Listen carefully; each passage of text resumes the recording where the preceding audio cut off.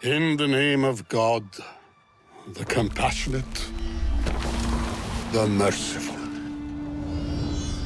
We call them the Franks. In unreckoned number, horse and foot, lord and commoner alike, they crossed the threshold to the east with a lust for war and plunder. Their ambition: to seize the holy city of Jerusalem, and all Bilad Sham beyond. Terror spread among the Muslims. City by city, we succumbed. The infidels prevailed, but their lawless conquest would be answered by the roar of our righteous lions. These pages tell the story of our struggle, of the courage of great leaders who fought for our land and our faith. With God's favor upon them, they unsheathed their swords and sharpened their spears and earned their place in our eternal memory. I begin the story at the last bastion of the faithful, the ancient fortress of Tyre. May God protect her.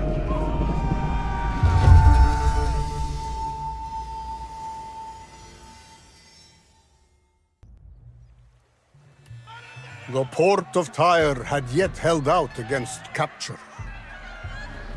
But in this year, the King of Jerusalem attacked with renewed fervor.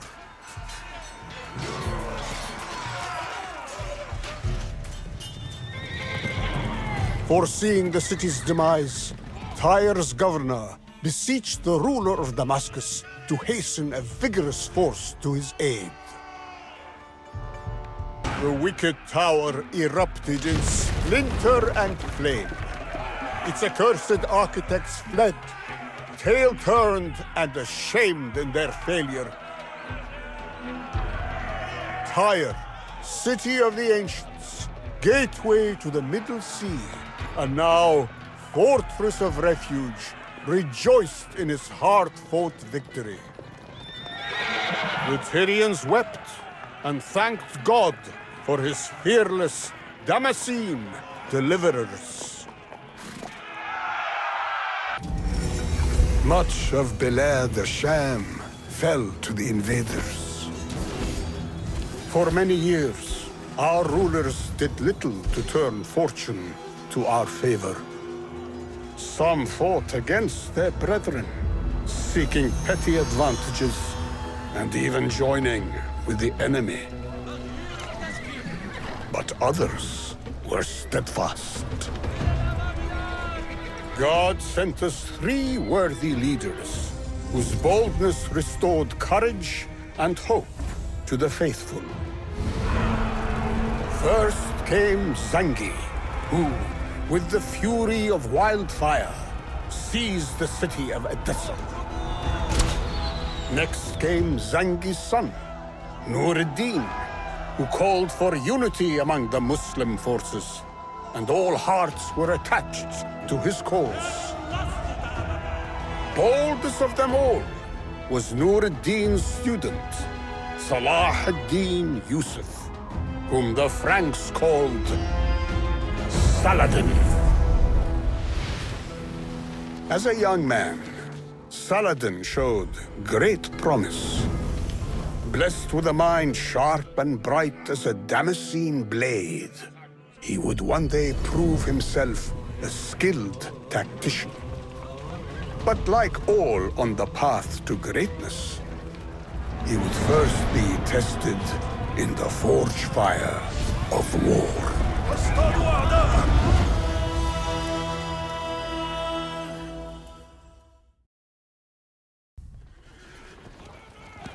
The Franks had staked their claim on Egypt, intruding again and again with unquenchable greed.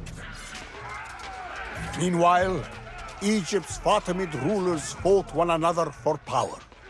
their struggles spilling over into Nur ad-Din's realm. And so, into Egypt marched the army of Damascus, with Asad ad-Din Shirkuh at its head, charged with settling the festering turmoil and expelling the Franks.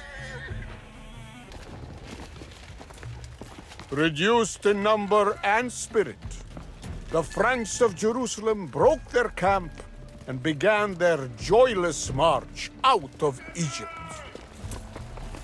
Shirkuh soon claimed Cairo for Nur ad-Din, but Egypt's governance would not long after fall to his illustrious nephew, Saladin.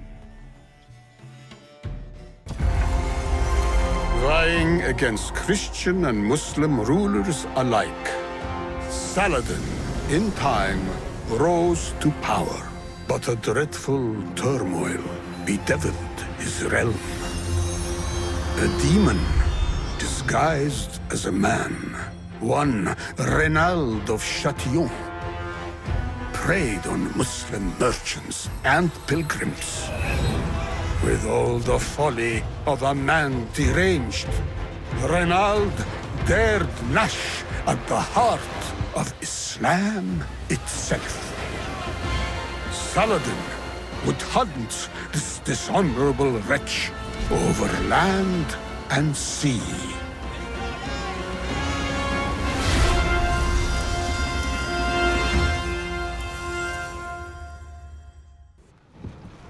The once prosperous waters of the Red Sea were now impoverished by the plundering of Reynald of Chatillon. But the spirited Muslim fleet would fix every bow and ballista on expelling this unruly malice.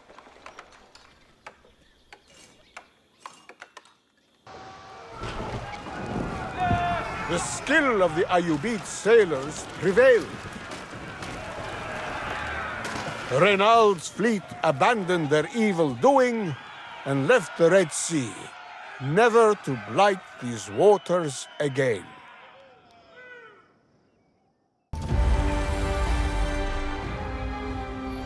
Saladin's eye was fixed on Jerusalem. He, the righteousness of the faith, desired nothing more than to bring the Aqsa sanctuary back into the fold of the faithful. At this time, the demon Reynald broke yet another treaty, wickedly seizing a caravan of Muslim goods and traders. Saladin swore an oath to slay this monster by his own hand, calling to arms every man, sword and bow under his banner. Saladin made ready to keep his vow.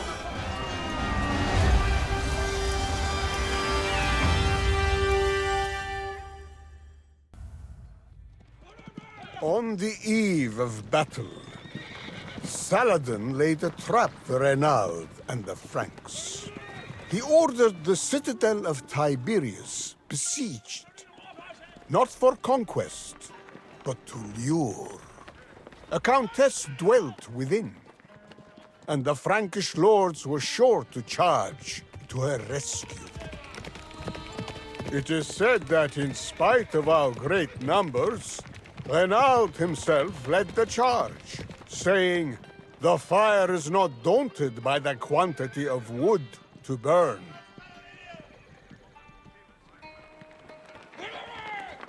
How he would be mocked by the echo of his own words. In a cloud of arrows and smoke, the battle was won. The utter ruin of the knights was so complete that almost none survived. At last, Saladin fulfilled his long-held oath, striking down Reynald with one true stroke of his sword. They say that Saladin wept tears of joy, giving thanks for this most glorious of victories. In rushing to their doom at Hattin, the Franks had emptied out the great garrisons of the occupied cities. Their gates were unguarded, and their people without a blade to defend them. Trembling before Saladin's eminence, they submitted. Beirut, Acre, Ascalon, Bethlehem, until the victorious day came when the Sultan entered Jerusalem itself. But the sacred city would yet see much blood-stained struggle for her hand. More than 60 years passed in this way. The Franks again renewed their quest for Jerusalem. This time they believed, in their unending folly, that Egypt was the path to their glory. Had they not learned from their misfortune? Did they think our roars were mere whispers on the wind? Egypt unleashed her lions. The commander of the army, Baybars al-Bundukdari, assembled a host of Mamluk warriors so great that the whole earth shook beneath their step. At the ailing Sultan's side, his beloved wife, Shajar-ad-Dur, our tree of pearls, ably took charge in his stead. With cleverness and caution, she directed Egypt's defense.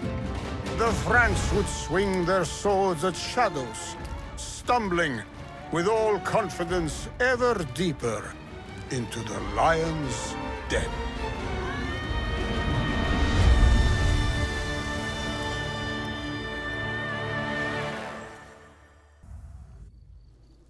Making camp in the Nile Delta, the French king Louis IX readied, some say, 50,000 men for his attack on Egypt.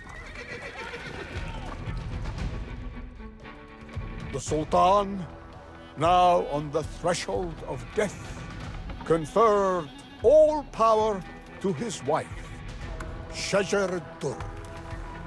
Her trusted informants would now deliver the Sultanate from the brink of conquest.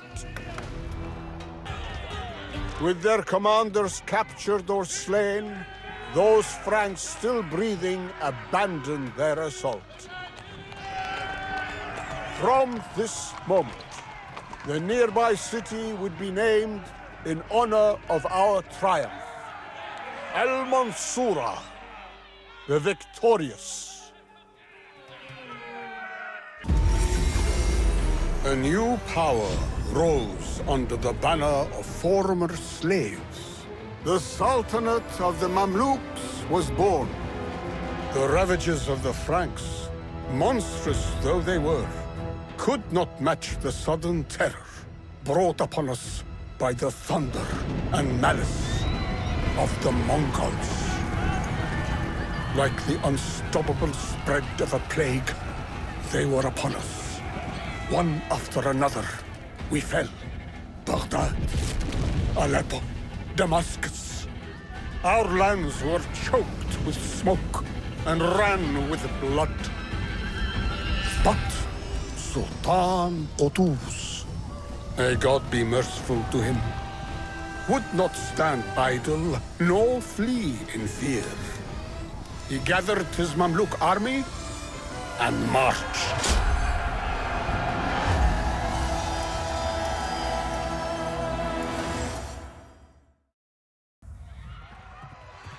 It was written that every place the Mongols attacked, they captured. And every army they fought, they defeated. Such was the anguish of the people. But the Mamluks would not be so easily swept aside. Before day's end, the Mongols would know the meaning of defeat. Our victory that day changed the story of the Mongol invasion. Teutons and Baibars made them taste the cup of death, and all hearts were gladdened by the news. Never again would we shrink at the sound of the Mongol war drums. The Mongol scourge harried our lands again and again. Each new attack we repelled with great vigor, our spirits emboldened and our arrows guided by God's hand. But the heart of the Sultan Qalawun was deeply anguished, knowing the Mongols might join with the Franks and crush the lands of Islam from east and west. More vexing still, the Franks possessed the port of Acre, an open door to any new infidel army. The hour had come to close all such doors, to rid Bilad Sham of every last fortress of the unbelievers.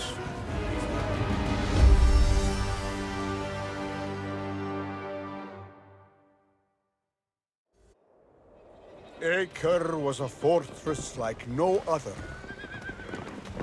Her fortuitous location had made her a desirable conquest for countless peoples since the dawn of civilization itself. She had endured much, and her walls were all the stronger for it. On this day, the last Franks of the Kingdom of Jerusalem would cower behind Acre's walls for as long as they would hold. Flame and dust consumed the ruined city. The last Frankish king to occupy Bilad Sham sailed in haste for a safe haven of Cyprus. With unmatched valor, the Mamluks had written the last chapter in 2 centuries of Frankish intrusion. The accursed crusade of the infidels had come to its inevitable end.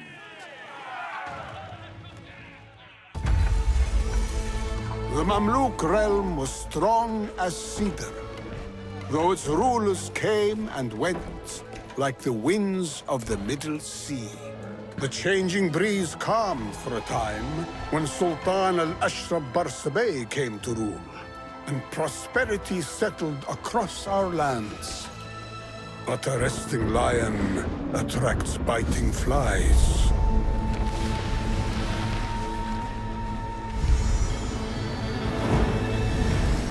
The ancient blight of piracy plagued us at sail and ashore. The accursed King Janus of Cyprus granted warm welcome to wicked men seeking riches and slaves. These thieves and killers assaulted our towns and our people, carrying off in great number whatever they pleased. May God curse them. The lion awoke. Barsabeh gathered a great invasion fleet. A fleet so terrible as to fill the entire horizon. There would be no forgiveness for the wicked.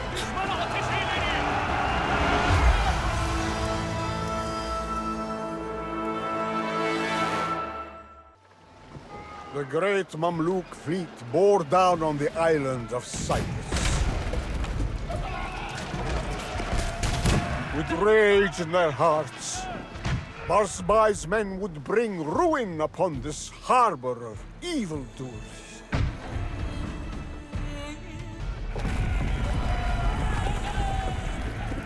The Mamluks marked their triumph in rubble and ash. Our wrath left Cyprus in ruin and without its king.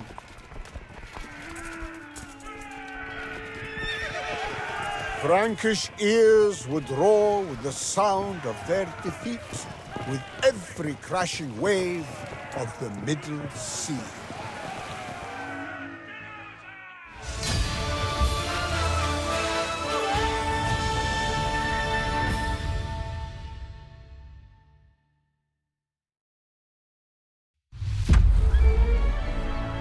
The Sultan's fleet returned, victorious, with a fortunate few of our stolen families. And the wicked Frankish king in chains. Some say he was paraded through the jeering crowds of Cairo, shackled and barefoot, riding on a lame donkey. He kissed the ground at the Sultan's feet, they say. Others tell a more dignified tale. The Sultan greeted the king as a guest and imprisoned him in comfort. Perhaps this could be true. Be he cruel or benevolent, Sultan Bersabeh has sealed the dominance of Egypt over this incessant pest. My story ends today. Yet our story will go on. Just as the tales of our great heroes are retold in these pages, so our triumphs yet to come will be added to their legacy. Inshallah.